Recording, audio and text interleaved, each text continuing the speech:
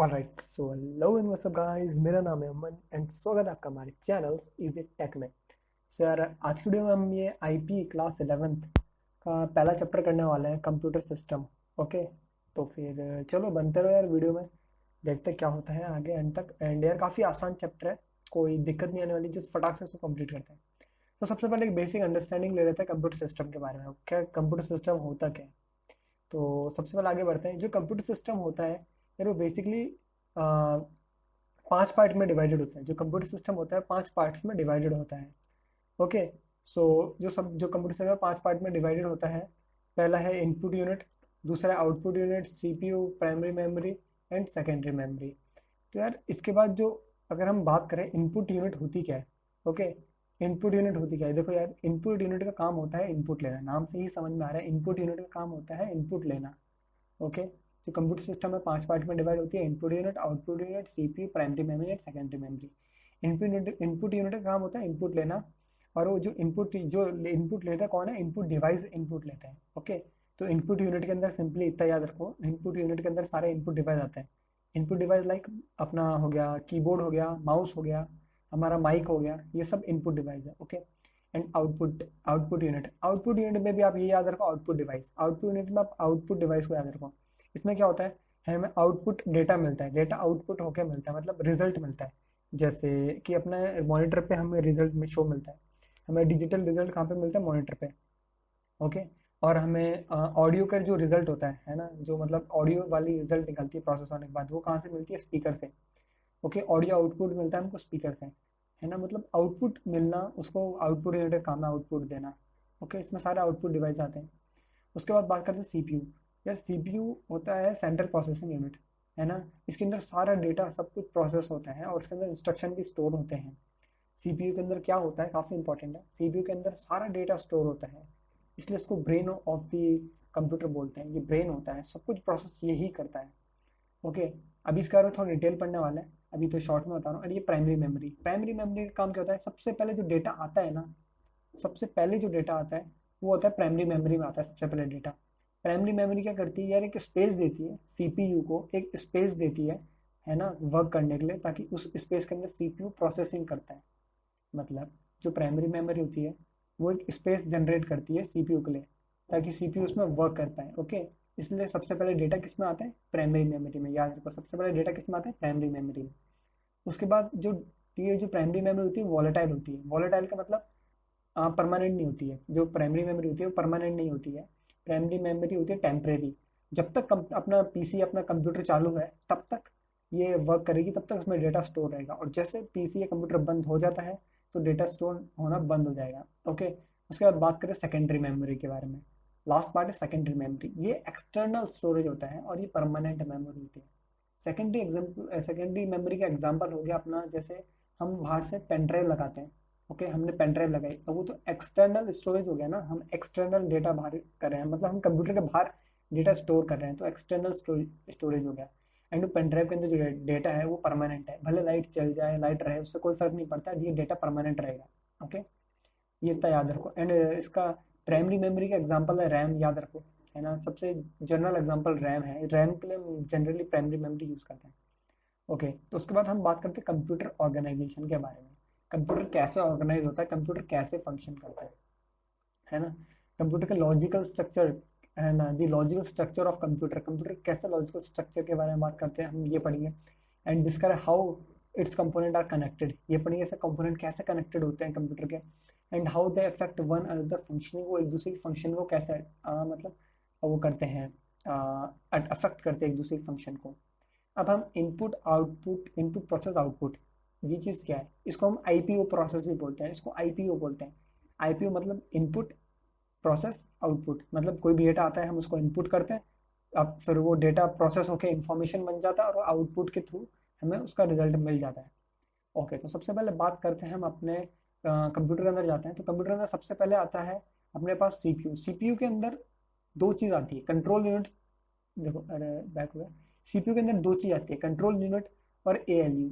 याद रखना, सीपीयू के दो कंपोनेंट हैं, कंट्रोल यूनिट और एएलयू। प्राइमरी मेमोरी नहीं है सीपीयू का कंपोनेंट।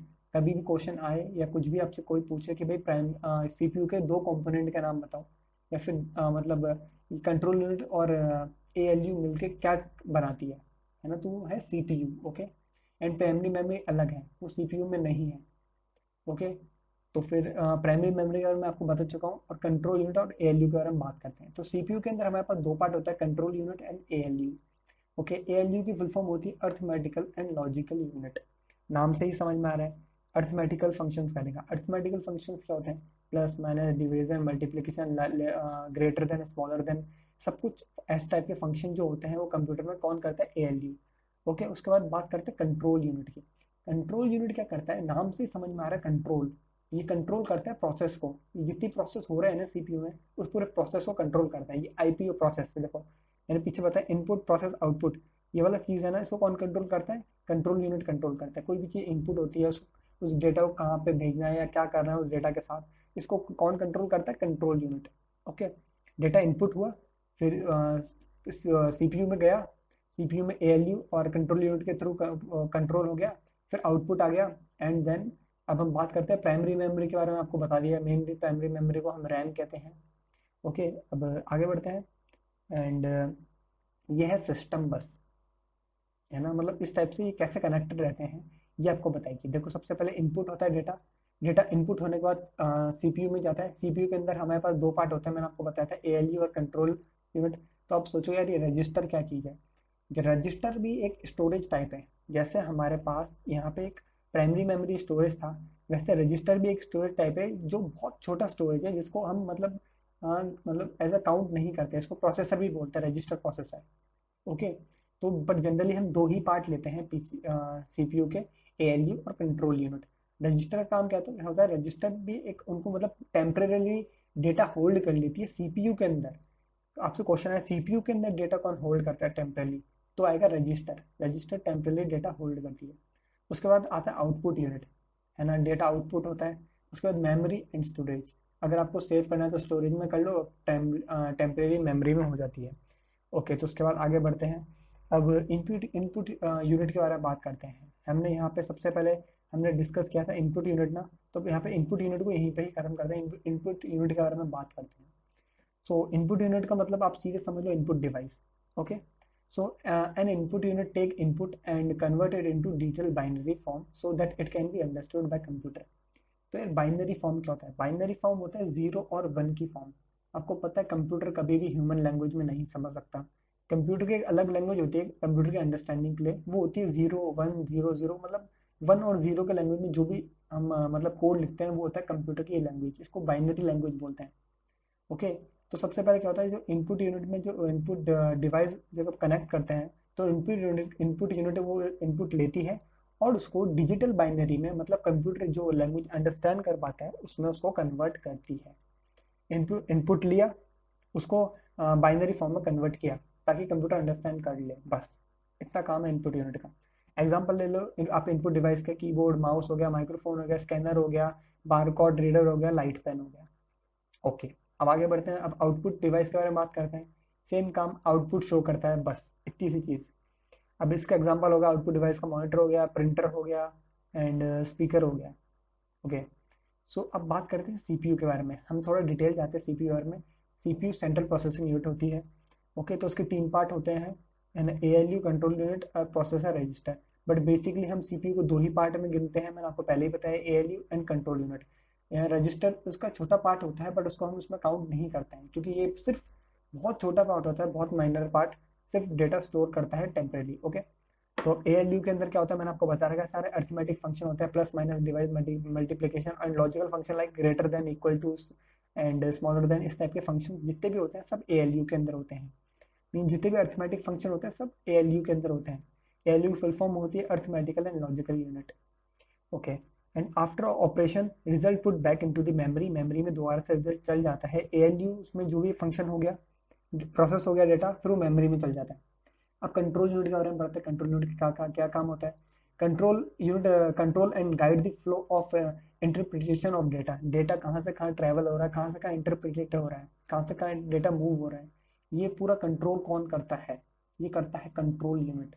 ओके, ये पूरा डेटा कौन कंट्रोल करता है? Control unit. और उसके साथ कंट्रोल यूनिट क्या करता है, control unit flow of data, data का फ्लो कंट्रोल करता है ये, मतलब वही सेम चीज, इनपुट से डेटा आया, इनपुट डिवाइस टू मेमोरी, कोई डेटा ले जाना है, मेमोरी से डिवाइस इनपुट डिवाइस में ले जाना है, आउटपुट डिवाइस में ले जाना है, डेटा को फ्लो, मतलब इनपुट डिवाइस से डेटा को जैसे हम मेमोरी में लेके गए, है ना, मेमोरी में वहाँ पे प्रोसेस हुआ, मेमोरी से स्टोरेज डिवाइस में लेके गए, वहाँ पे स्टोर हुआ, ये सब काम जो होता है डेटा का फ्लो होना, वो भी कंट्रोल यूनिट करता है। और ये चीज़ है प्रोसेसर रजिस्टर, है ना, इसका काम करता है, ये एक बहुत स्मॉल यूनिट होती है डेटा की, जो सिर्फ होल्डिंग प्लेस से काम आती है, सिर्फ होल्डिंग काम आती है, okay. And CPU use register, जो सीपीयू होता है वो रजिस्टर को यूज करता है फॉर टेम्परेली होल्डिंग डेटा, मैंने आपको बताया था सिर्फ टेम्परेली होल्ड के लिए यूज आता है, क्योंकि यार आप कंफ्यूजन हो सकता है इसमें आपको कंफ्यूजन होता है, कंफ्यूजन हो सकता है, जो रैम होती है वो भी टेम्परेली होल्ड करती है, और जो प्रोसेसर रजिस्टर होता है वो भी टेम्परेली होल्ड करता है डेटा को, बट याद रखो, है ना, ये सीपीयू के अंदर जो टेम्परेली होल्ड डेटा कौन करता है, रजिस्टर, सीपीयू के अंदर टेम्परेली होल्ड कौन करता है, रजिस्टर, ओके। आगे बढ़ते हैं। सो अभी यहाँ तक तो हमने बेसिक चीज जान ली है, बिल्कुल बेसिक। अब उसके बाद हम इसके बारे में हम बात करते हैं, हम आगे थोड़ा डिटेल में जाते हैं। सो यार कंप्यूटर सिस्टम को बिल्कुल अंडरस्टैंडिंग से सीखता है स्टार्टिंग से, और मैंने आपको काफी बता दिया, उसको देख लो एक बार। कंप्यूटर सिस्टम का होता है computer is an electronic device, आपको ही पता है, that can program to accept data, है ना, वो उसको प्रोग्राम इस तरीके से करा गया है ताकि वो डेटा को एक्सेप्ट करे, उसको प्रोसेस करे एंड उसको आउटपुट करे, मतलब अपना वही आईपीओ वाला सिस्टम। कंप्यूटर क्या करता है, कंप्यूटर का इलेक्ट्रॉनिक डिवाइस है ना, और उसके अंदर डेटा जो होता है वो इनपुट होता है, प्रोसेस होता है एंड आउटपुट मिलता है, okay. And computer along with the additional hardware and software together called computer system, ये चीज़ एक बार देख लो, आपके मतलब आ सकती है एग्जाम में। Computer along with additional hardware and software together called computer system, मतलब कंप्यूटर का हार्डवेयर प्लस सॉफ्टवेयर जो कंप्यूटर होता है उसको मिला के, उनको मिला के बोलते हैं कंप्यूटर सिस्टम, मतलब कंप्यूटर के हार्डवेयर प्लस सॉफ्टवेयर को मिला के हम बोलते हैं कंप्यूटर सिस्टम, ओके। सो अब बात करते हैं बेसिक कंपोनेंट के बारे में। आपको पता है हार्डवेयर क्या होता है, सॉफ्टवेयर क्या होता है। हार्डवेयर हर वो चीज़ होती है कंप्यूटर की जिसको हम फिजिकली टच कर सकते हैं, है ना, लाइक मदरबोर्ड हो गया, मेमोरी डिवाइस हो गया, मॉनिटर हो गया, कीबोर्ड हो गया, एक्सेट्रा। सॉफ्टवेयर क्या चीज़ होती है, जिस चीज़ को हम टच नहीं कर सकते, सिर्फ देख सकते हैं, लाइक अपना अपना आपका जो जो प्रोग्राम हो गया, हम इसको मतलब टच वच कुछ नहीं कर सकते, फिजिकली कुछ भी कॉन्टेक्ट में नहीं आ सकते, है ना, सॉफ्टवेयर के। Like it is set of program और इंस्ट्रक्शन को हम बोलते हैं सॉफ्टवेयर। लाइक जैसे हम मैं कोई M S PowerPoint use कर रहा हूँ तो यार वो एक सॉफ्टवेयर हो गया, I can touch M S PowerPoint, okay, मैं अपने फिजिकली टच नहीं कर सकता। इस टाइप से जितने भी सॉफ्टवेयर होते हैं ना, लाइक कोई भी सॉफ्टवेयर आप मान लो, आप यूट्यूब यूज़ करते हैं, यूट्यूब अलग चीज़ हो गई, ऑपरेटिंग सिस्टम हो गया, इन सब चीज़ों को आप टच नहीं कर सकते, ओके। और उसके बाद both hardware and software together में कंप्यूटर सिस्टम, ये आपको ऊपर बता चुके हैं। उसके बाद हम बात करते हैं functional components of computer, computer का फंक्शनल कंपोनेंट्स के बारे में मैंने बताया था। जो कंप्यूटर सिस्टम होता है 5 पार्ट में डिवाइड होता है, ये ना, input unit, output unit, CPU, primary memory, secondary memory. इन चीज़ के बारे में आपको एक्सप्लेन कर चुका हूँ। आईपीयू सिस्टम के बारे में आपको एक्सप्लेन कर चुका हूँ। आईपीयू साइकिल क्या होती है, इनपुट प्रोसेस आउटपुट, ओके। यहाँ तक सब कुछ हो चुका है, मैंने आपको ये भी एक्सप्लेन कर दिया है। हाँ, एक चीज़ याद रख लो, सीपीयू के अंदर वापस से, सीपीयू के अंदर दो पार्ट होते हैं, arithmetical logical unit and control unit. देखो अलग से बता रखा है इधर, सीपीयू के अंदर दो पार्ट है, arithmetical and logical unit and control unit, okay. और स्टोरेज यूनिट के दो पार्ट है, secondary storage and primary storage, है ना, बस। चलो अब आगे बढ़ते हैं। हम इतना हमारा हो चुका है। इनपुट डिवाइस के बारे में हम पढ़ लिया था। इनपुट डिवाइस क्या होता है, इनपुट लेते हैं, उनको बाइनरी फॉर्म में कन्वर्ट करते हैं, इनपुट लेते हैं और उसको बाइनरी फॉर्म में कन्वर्ट करते हैं। देखो इनपुट लेते हैं और convert into the computer understanding form, computer की अंडरस्टैंडिंग फॉर्म कौन सी है, बाइनरी फॉर्म में, ओके। सो इनपुट डिवाइस के बारे में हम देख चुके हैं, कीबोर्ड क्या होता है, माउस क्या होता है, microphone, scanner, barcode reader, light pen के बारे में हम देख चुके हैं। आउटपुट यूनिट भी हम देख चुके हैं, monitor, printer, scanner. Plotter, plotter क्या चीज़ होती है यार, प्लॉटर एक ऐसी चीज़ होती है जो पोस्टर बनाने के टाइप में काम आती है, पोस्टर बैनर बनाने में काम आती है, वो होता है प्लॉटर, ओके। सो ये भी एक अपना आउटपुट डिवाइस है। अब सीपीयू के बारे में हम डिस्कस कर चुके थे, what is ALU, what is control unit and what is register, ये सब चीज़ हम डिस्कस कर लिया था हमने। अब बढ़ते हैं हमारी इंपॉर्टेंट चीज़ मेमोरी के ऊपर। जो मेमोरी होती है वो दो टाइप की होती है, तो मेन मेमोरी, है ना, उसको बोलते हैं हम प्राइमरी मेमोरी बोलते हैं, और एक होती है सेकेंडरी मेमोरी, ओके। जो मेमोरी में होती है द मेन और primary memory store information, data and instructions. जो इंफॉर्मेशन क्या होता है, इंफॉर्मेशन, डेटा, इंस्ट्रक्शंस होते हैं। याद रखना, जो रॉ आउट इनपुट आता है, जो इनपुट आता है वो एक डेटा होता है, और जो प्रोसेस होकर जो रिजल्ट मिलता है हमें आउटपुट में, वो एक इंफॉर्मेशन होती है, okay. The main memory is divided into, दो पार्ट में जो होती है मेन मेमोरी डिवाइड, आप सभी लोगों को पता है जो मेन मेमोरी होती है कंप्यूटर दो पार्ट में होती है, रोम और रैम में। रैम होती है रैंडम एक्सेस मेमोरी, रोम होती है रीड ओनली मेमोरी। नाम से ही पता चल रहा है यार, रोम सिर्फ रीड कर सकता है मेमोरी को, हम इसके अंदर कुछ राइट या इसके अंदर कुछ चेंज नहीं कर सकते। और रैंडम एक्सेस मेमोरी, हम किसी मतलब रैंडमली किसी भी चीज़ को एक्सेस करने को, मेमोरी मतलब रैंडमली कहीं से भी किसी भी चीज़ को उठा के हम कुछ एक्सेस करना चाह रहे हैं, कुछ चीज़ देखना चाह रहे हैं, तो रैम की हेल्प से करते हैं। तो 3 पॉइंट है यहाँ पे हमारे पास रैम के। It is read write memory, हम इसमें कुछ एडिट भी कर सकते हैं, रीड भी कर सकते हैं रैम के अंदर। It is use for primary storage, primary storage के लिए यूज आती है, जब तक कंप्यूटर हमारा चालू रहता है तब तक इसमें डेटा इंस्ट्रक्शन स्टोर रहते हैं। ओके, जब तक कंप्यूटर चालू रहता है तब तक डेटा इंस्ट्रक्शन स्टोर रहते हैं। And RAM is a volatile memory, मैं आपको बता चुका हूँ वॉलेटाइल का मतलब होता है टेम्परेरी। रैम एक टेम्परेरी मेमोरी है, जब तक अपना कंप्यूटर चालू है तब तक डेटा स्टोर है, जैसे कंप्यूटर बंद तो डेटा लूज हो जाता है। रोम के बारे में बात करता है, रीड ओनली मेमोरी, नाम से पता चल रहा है it is read only memory. ये इसमें सिर्फ हम डेटा रीड कर सकते हैं, हम इसमें डेटा राइट नहीं कर सकते। फर्क देखो, रैम के अंदर हम डेटा को राइट भी कर सकते थे, बट यहाँ पे सिर्फ रीड कर सकते हैं। Okay, it is use to hold instructions, जो इंस्ट्रक्शन जितने भी कंप्यूटर के इंस्ट्रक्शंस होते हैं ना, सब रोम में आते हैं। फॉर एग्जांपल, कंप्यूटर आपके स्टार्ट होने से लेकर कंप्यूटर आपके स्टार्ट बंद होने तक जितने भी इंस्ट्रक्शन होते हैं सब रोम में आते हैं, है ना। ओके, अब रोम इज नॉन वोलेटाइल मेमोरी, याद रखो नॉन रोम एक नॉन वोलेटाइल मेमोरी, ये परमानेंट है। ओके, ये इस कभी भी इरेज नहीं होगी, क्योंकि यार ये इरेज नहीं होगी भले कंप्यूटर ऑफ हो कि ना हो। ओके, इसी लाइट स्विच ऑफ होने पे भी इसमें मतलब जो डेटा सेव है वो सेव है। अब यार बेसिकली एक चीज़ मैं आपको बताना चाहता हूँ, काफ़ी इंपॉर्टेंट है, ग्रुप ऑफ 4 बिट्स। अब ये बिट्स क्या होती है, सबसे पहले याद करो, ये एक स्टोरेज यूनिट होती है पूरी, जितनी भी दिख रही है आपको 1 kilobyte, 1 megabyte, 1 MB, GB, TB, PB, ये सब स्टोरेज यूनिट होती है। इन मतलब इन यूनिट के अंदर डेटा स्टोर रहता है। ओके, है ना। दी ग्रुप ऑफ 4 बिट्स, 4 बिट्स का जो ग्रुप होता है उसको निबल कहते हैं।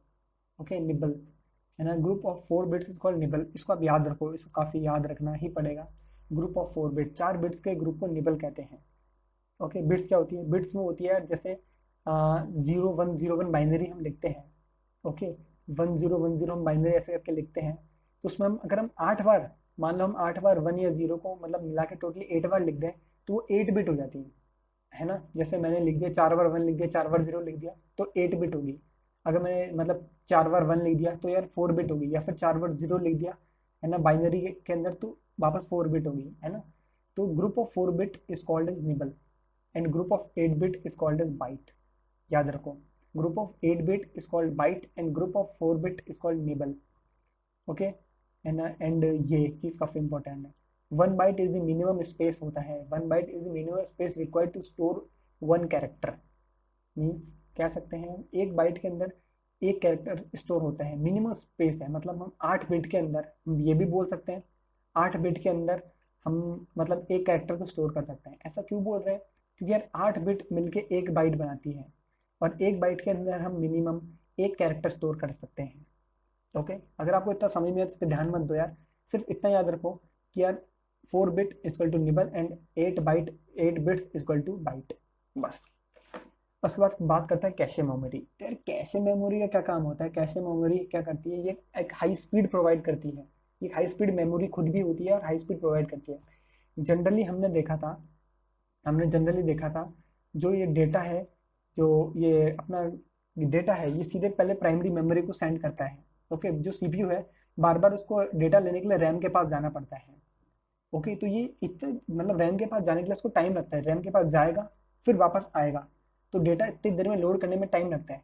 बट अगर इसी प्रोसेस को फास्ट करने के लिए अगर बीच में एक मेमोरी आ जाती है, इनके बीच में एक अलग से मेमोरी आती है, वो होती है कैशे मेमोरी, जो हमने बात कर रहे थे, कैशे मेमोरी। और यही कैशे मेमोरी क्या काम करती है, जैसे एक बार हमने प्राइमरी मेमोरी से डेटा ले लिया तो क्या करता है सीपीयू उसको कैशे मेमोरी में स्टोर कर देता है। ओके, कैशे मेमोरी में स्टोर कर देता है, फिर जब भी हमें उस डेटा की दोबारा ज़रूरत हो तो कैशे मेमोरी से फटाक से डेटा ले लेता है, जिसके वजह से हम इसको हाई स्पीड मेमोरी कहते हैं। ओके, ठीक है। अब हम बात करते हैं सेकेंडरी मेमोरी के बारे में। प्राइमरी मेमोरी यहाँ तक कंप्लीट हो रखा है। सेकेंडरी मेमोरी क्या होती है, या फिर इसको हम ऑक्सिलरी मेमोरी बोलते हैं, या इसको हम परमानेंट मेमोरी भी बोलते हैं, या हम इसको एक्सटर्नल मेमोरी भी बोलते हैं, सब एक चीज़ है। सेकेंडरी मेमोरी क्या होती है, generally secondary memory permanent data को स्टोर करती है और large amount of data store कर सकते हैं। ओके, अनलिमिटेड डेटा भी बोल सकते हैं, हम स्टोर कर सकते हैं हम सेकेंडरी मेमोरी में, ओके, और परमानेंट डेटा स्टोर कर सकते हैं। इसके नॉर्मली जो हार्ड डिस्क होती है कंप्यूटर की, वो एक सेकेंडरी मेमोरी है, but there is but this is not portable. जो हार्ड डिस्क होती है कंप्यूटर में, जो हार्ड डिस्क लगी होती है, वो एक सेकेंडरी मेमोरी है, बट वो पोर्टेबल नहीं है। तो यार अब हम काफ़ी सारे डिफरेंट डिफरेंट मेमोरीज के बारे में पढ़ने वाले हैं सेकेंडरी मेमोरी के अंदर। कोई पोर्टेबल होगी, कोई नहीं होगी, कोई ज़्यादा स्टोर कर पाएगी, कोई कम स्टोर, कोई पुरानी टेक्नोलॉजी की तो कोई नई टेक्नोलॉजी की। तो चलो स्टार्ट करते हैं।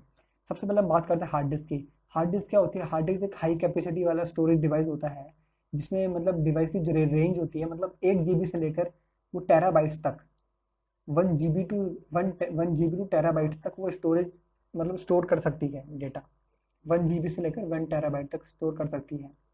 ओके, ठीक है। या एक चीज याद रखो, generally hard disk are sealed unit fixed with the cabinet. अरे कैबिनेट क्या चीज होती है? कैबिनेट क्या चीज होती है यार? जो आपने देखा होगा, जिसको आप जनरली जिस चीज को सीपीयू समझते हो, वो सीपीयू का डब्बा, उस डब्बे को ही कैबिनेट बोलते हैं। वो डब्बा दिखता है ना आपको सीपीयू का अलग से, है ना, लोहे का वो डब्बा, जिस उस डब्बे को हम कैबिनेट बोलते हैं। अब हम बात करना है कॉम्पैक्ट डिस्क। कॉम्पैक्ट डिस्क को सीडी बोलते हैं, और ये काफ़ी मतलब पहले के टाइम पे चलती थी, है ना। और यार इसमें इतनी मतलब कुछ खास इसमें नहीं, इतना स्टोरेज नहीं था इसमें इतना, ओके। एंड ये काफ़ी जल्दी ख़राब भी हो जाती थी, तो ये इतना मतलब था नहीं, इतना यूज़फुल नहीं थे, ओके। बट आजकल के टाइम में बिल्कुल यूज़फुल नहीं है, पर पहले के टाइम पे इनको यूज़ किया जाता था, है ना। तो ये इनकी 700 MB तक की इनकी स्टोरेज है, ओके। डीवीडी की बात करते हैं, तो डीवीडी को डिजिटल वर्सटाइल डिस्क भी बोलते हैं, या डिजिटल वीडियो डिस्क। अब इसको डिजिटल वीडियो डिस्क क्यों बोलते हैं? डिजिटल वीडियो डिस्क इसको इसलिए बोलते हैं क्योंकि इसमें ज़्यादातर लोग इसको वीडियो स्टोर करने के लिए यूज़ करते थे, इसलिए, ओके। इसको इसलिए डिजिटल वीडियो डिस्क बोलते हैं। DVD is also called super density disc, SD भी बोलते हैं, and can hold up to 17 GB। Gigabytes मतलब जीबी, 17 GB तक स्टोरेज डेटा कर सकती है। और यहाँ पे सिर्फ 700 MB तक हो रहा था अपने सीडी में, एंड डीवीडी में 17 GB तक। अब बात करते हैं फ्लैश मेमोरी। फ्लैश मेमोरी क्या होती है? फ्लैश मेमोरी होती है लाइक पेन ड्राइव, जो पोर्टेबल मेमोरी थी। Portable flash memories are popularly known as pen drive. अब तो आप समझ ही हो गए, आगे आपको बताने की जरूरत नहीं है बिल्कुल भी, अब क्या होती है फ्लैश मेमोरी। ब्लू रे डिस्क। ब्लू रे डिस्क जैसा लाइक डीवीडी जैसी होती है, बट ये ब्लू कलर की होती है, एंड ये काफी ये पर अलग प्रिंसिपल वर्क करती है, ओके। जो ब्लू रे डिस्क होती है, ये हाई डेफिनेशन वीडियो को भी स्टोर कर सकती है, काफी हाई क्वालिटी की वीडियो को भी स्टोर कर सकती है। और इसका जो स्टोरिंग कैपेबिलिटी होती है, वो 128 GB तक होती है, ओके। नॉर्मली आपको इतना ज़्यादा डिटेल में याद नहीं रखना है, बस आपको नॉर्मली याद रखना है कि मतलब ब्लू रे डिस्क, है ना, ये एक सेकेंडरी मेमोरी है। फ्लैश मेमोरी एक सेकेंडरी मेमोरी, डीवीडी एक सेकेंडरी मेमोरी, बस, है ना। अब इसकी बात करते हैं सिस्टम बस। सिस्टम बस क्या होती है? सिस्टम बस क्या होती है? सिस्टम बस का काम होता है ये डेटा को ट्रैवल कराना, डेटा को ट्रैवल कराना।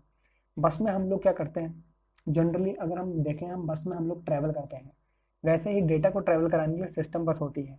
तो सिस्टम बस टोटल यहाँ पे 4 होती है। एक तो address bus, it is use to specify the address to the memory location.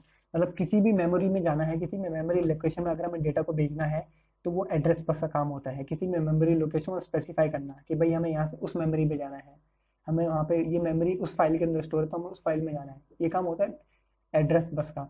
Address bus क्या करती है? एड्रेस बताती है मेमोरी लोकेशन का। एंड डेटा बस क्या करती है? Data bus is a medium which transfer data from one place to another in a computer system. ये डेटा ट्रांसफर करती है। अब देखो, कीवर्ड से याद रखो, है ना। जब भी एड्रेस बताना मेमोरी लोकेशन का, तो एड्रेस बस यूज आएगी, है ना। और जब भी डेटा एक प्लेस से दूसरे प्लेस करना है, तो डेटा बस यूज आएगी, याद रखो। एंड जो कंट्रोल बस क्या करती है? कंट्रोल बस इन दोनों का, ये दोनों है एड्रेस बस डेटा बस, इनको कंट्रोल करती है, इनका काम को। It carries the signal that give report about the status about the device. यानी डिवाइस का स्टेटस को बताती है कि क्या डिवाइस का स्टेटस चल रहा है। एंड साथ में इसको भी कंट्रोल करती है, डेटा बस एड्रेस बस को, उनकी फंक्शनिंग कैसी है, ओके। एंड आईओ बस, आईओ मतलब इनपुट आउटपुट बस, and it connect the input and output and other external device to the system। इसमें मेरे को नहीं लगता कोई बताने की जरूरत है, मतलब जैसा पेनड्राइव वेंड्राइव कनेक्ट करते हो, ये इनपुट सिस्टम होगा, ये सब कनेक्ट करना, इसकी इंफॉर्मेशन ले जाना, ये सब इनपुट आउटपुट सिस्टम होता है, ओके। अब बेसिक टर्म्स के बारे में बात करते हैं। कुछ बेसिक टर्म्स हमारे पास, data capturing, data retrieval and access time. Data capturing क्या होता है? It means inputting data to convert into digital form so that it can be reachable computer. मैंने आपको पता था, मतलब इनपुट डेटा, डेटा कैप्चरिंग का मतलब आप याद रखो इनपुट। डेटा को इनपुट करने को डेटा कैप्चरिंग कहते हैं। मैंने क्या बताया था, इनपुट में क्या होता है? इनपुट में डेटा को लेते हैं और उनको डिजिटल फॉर्म में कन्वर्ट करते हैं, यही सेम काम होता है डेटा कैप्चरिंग का। एंड डेटा रिट्रीवल, इसका काम क्या होता है? It refer to the processing of obtain storage data from storage device and making it available to the CPU. CPU के लिए अवेलेबल कराना डेटा को, ये काम होता है डेटा रिट्रीवल का। कहीं पे भी मान लो हमने कोई डेटा स्टोर कर रखा है, अब वहां से डेटा को लेके सीपीयू तक अवेलेबल कराने का काम होता है डेटा रिट्रीवल का। अब एक्सेस टाइम क्या होता है? ये काफी इंपॉर्टेंट वर्ड टर्म है, access time. It refer to the time taken to retrieve data, मतलब किसी भी, हमने कहीं पे भी डेटा स्टोर कर रखा है, अब कितने टाइम के अंदर हम उस डेटा तक एक्सेस कर पा रहे हैं। हमने पीसी में कहीं पे भी डेटा स्टोर हो रखा है हमारे, अब हम कितने टाइम तक उस डेटा पर एक्सेस कर पा रहे हैं, उस टाइम को बोलते हैं access time. The time refer to taken the time take to retrieve data from a storage device. Okay, अब सॉफ्टवेयर के बारे में बात करते हैं। तो सॉफ्टवेयर क्या होता है? सॉफ्टवेयर जनरली आपको पता है क्या होता है, मैं आपको बता रखा हूँ, जिसको हम टच वच नहीं कर सकते हैं फिजिकली, है ना। और सॉफ्टवेयर दो टाइप के होते हैं, system software, application software. System software क्या होते हैं? System software, the software that control internal computer operation is known as system software. मतलब जो कंप्यूटर के अंदर के सॉफ्टवेयर जो मतलब कंट्रोल्स करता है कंप्यूटर को, अंदर से जो ऑपरेट करता है, उसको बोलते हैं सिस्टम सॉफ्टवेयर। और ये चार टाइप के होते हैं, याद रखो, ये काफ़ी ज़्यादा सवाल आता है। Operating system, language processor, utility device and device driver. Operating system का काम क्या होता है? ऑपरेटिंग सिस्टम का काम होता है कि डायरेक्टली हार्डवेयर से वर्क करा सकता है। याद रखो, ऑपरेटिंग सिस्टम एक ऐसा सिस्टम है ना, वो जो डायरेक्टली हार्डवेयर से काम करा सकता है, डायरेक्टली हार्डवेयर के को इंस्ट्रक्ट कर सकता है। लैंग्वेज प्रोसेसर, मतलब आप सिंपली याद रखो, लैंग्वेज प्रोसेसर इतना पूछा नहीं आता है कि मतलब लैंग्वेज, आप इतना याद रखो, लैंग्वेज प्रोसेसर लैंग्वेज को एक लैंग्वेज से दूसरे लैंग्वेज में कन्वर्ट कराना। इंटरप्रेटर एंड कंपाइलर सब लैंग्वेज प्रोसेसर का एग्जांपल है, और असेंबलर भी। And utility programmes, utility programmes क्या होता है? ये यूटिलिटी प्रोग्राम्स का मतलब होता है कि मतलब बेसिकली बात करें यूटिलिटी प्रोग्राम्स के बारे में, कोई भी डेटा हमारे यहाँ पे आ रहा है, हम उसको कैसे मतलब अगर हम बात करें कोई भी डेटा हमारे उस पीसी में एंटर कर रहा है, उस डेटा पे मतलब कंट्रोल करना, उसको यूटिलिटी प्रोग्राम्स के अंदर आता है। वो सॉफ्टवेयर ऐसे सॉफ्टवेयर जिसके थ्रू हम डेटा को ऑपरेट कर सकते हैं, वो होता है यूटिलिटी प्रोग्राम, यूटिलाइज कर सकते हैं, कह सकते हैं। एंड डिवाइस ड्राइवर, यानी सबसे इंपॉर्टेंट इसमें डिवाइस ड्राइवर है एंड ऑपरेटिंग सिस्टम है। सबसे important operating system and device driver. Device driver का क्या काम होता है? डिवाइस ड्राइवर जैसे आप कोई प्रिंटर लाते हो, प्रिंटर को कनेक्ट करते हो पीसी से, तो उस प्रिंटर को पीसी से कनेक्ट करने के लिए भी यार एक अलग से ड्राइवर होता है, है ना। वो ड्राइवर इंस्टॉल करने पड़ता है। ड्राइवर क्या काम करता है? ड्राइवर ड्राइव करता है, सिंपली ड्राइवर चलाता है। ड्राइवर क्या करता है? चलाना, ड्राइव करते हैं। ड्राइवर चलाता है उस अलग से अपने आउटपुट डिवाइस को। जैसे आपने कोई कीबोर्ड कनेक्ट किया तो उसके लिए भी अलग से ड्राइवर आता है, ताकि वो उससे कीबोर्ड कनेक्ट करे और कीबोर्ड चला पाए, है ना। आउटपुट डिवाइस को चलाने के लिए हम डिवाइस ड्राइवर का यूज़ करते हैं। ओके। एंड ओके, तो यार लैंग्वेज प्रोसेसर मैंने आपको बता दिया, तीन टाइप के होता है, असेंबलर, कंपाइलर, इंटरप्रेटर।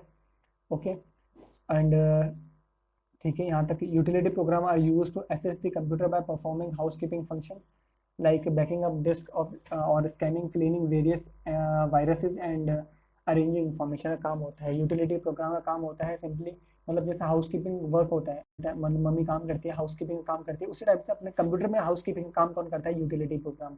कंप्यूटर में हाउसकीपिंग का काम कौन करता है? Utility programme. इस ये क्या करता है, मतलब जैसे बैकअप ले लेता है, टाइम टू टाइम बैकअप ले लेता है कंप्यूटर का, एंड और वायरस को क्लीन करता रहता है, इस टाइप का काम करता है। ओके। एंड यहाँ तक ये बैकअप यूटिलिटी है, डिफ्रैगमेंट यूटिलिटी सॉफ्टवेयर, ये डिफरेंट, ये तो है, इसमें कोई इतना खास नहीं है। लाइक एंटीवायरस डिटेक्शन करना, ये सब चीज़ें। ओके। अब हम बात करते हैं एप्लीकेशन सॉफ्टवेयर के बारे में। What is application software? Application software is the set of program necessary to carry out operation for a specified application. किसी भी मतलब पर्टिकुलर एप्लीकेशन के लिए जो मतलब हम program, set of programs run करते हैं, उससे बोलते हैं एप्लीकेशन सॉफ्टवेयर। मतलब application software can further divided into two part, general purpose software and customize software. Okay, तो जनरल पर्पस जो एप्लीकेशन सॉफ्टवेयर होता है, दो पार्ट में डिवाइड होता है, general purpose software and customize software. तो जनरल पर्पस सॉफ्टवेयर क्या होता है? General purpose software are those that can be used by anyone, ये किसी के द्वारा यूज किया जा सकता है। Like word processing software, spreadsheet, presentation, database, इसको कोई भी यूज कर सकता है। नाम से ही समझ में आ रहा है जनरल प्रोसेस, मतलब जनरल वर्क के लिए, जेन्युइन काम के लिए हम जनरली इसको यूज कर सकते हैं, हर कोई भी इसको यूज कर सकता है। कस्टमाइज सॉफ्टवेयर क्या होता है ना, ये tailor refer to the specially developed software to the cater need to the specific business application.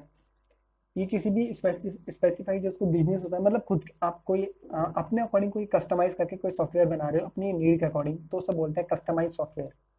अब O S S and FLOSS, ये क्या चीज़ है? ओ एस एस मतलब होता है open source software. O S S मतलब ओपन सोर्स सॉफ्टवेयर। ये क्या सॉफ्टवेयर होते हैं जो हमें मतलब फ्री में प्रोवाइड हो जाते हैं, यानी इनका सोर्स कोड भी हमें फ्री में प्रोवाइड रहता है। O S S are the open source software whose source code is available to the customer. Source code क्या होता है? जो भी हम कोई भी कोड लिखते हैं, है ना, वो कोड हमारे पास नेट पे अवेलेबल होता है, उसको बोलते हैं source code. And it can be modified, हम उस सोर्स कोड को मॉडिफाई कर सकते हैं अपने अपने अकॉर्डिंग, अपने नीड के according. And without any limitation, बिना किसी लिमिटेशन के एकदम फ्री होता है ना। एंड ओपन सोर्स सॉफ्टवेयर में come free of cost with a payment of a nominal charge, या तो बहुत नॉमिनल चार्ज होगा या फिर फ्री ऑफ कॉस्ट आता है। ओके, एंड फ्लॉस के बारे में बात करते हैं। फ्लॉस क्या होता है? फ्लॉस होता है free libre open source software. Free libre and open source software, इसका काम क्या होता है? It is use to refer a software with both free software as well as open source software. ये क्या करता है यार, ये जो फ्लॉस होता है ये साथ में फ्री होता है एंड ये ओपन सोर्स भी होता है। और हमने ओएसएस में क्या पढ़ा, ये पेमेंट वाला भी हो सकता है, इसमें हमें पेमेंट भी करना पड़ सकता है ना। इसका सोर्स कोड ऐप भी अप्लाई होता है, और इसमें क्या होता है, हमारे पास फ्री भी होता है और सोर्स कोड भी होता है, मतलब ये फ्री है और वो पेमेंट था।